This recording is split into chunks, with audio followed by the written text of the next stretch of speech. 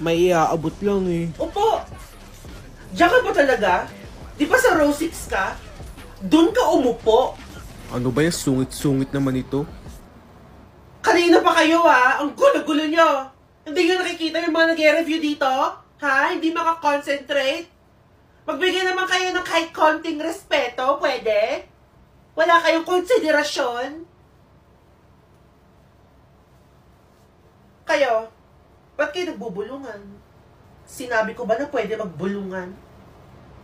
Raquel? Julien? Gusto niyo magsulat ako ng noisy sa whiteboard? Para makita ni Ma'am? Umayos kayo Pag ako nainis, sorry.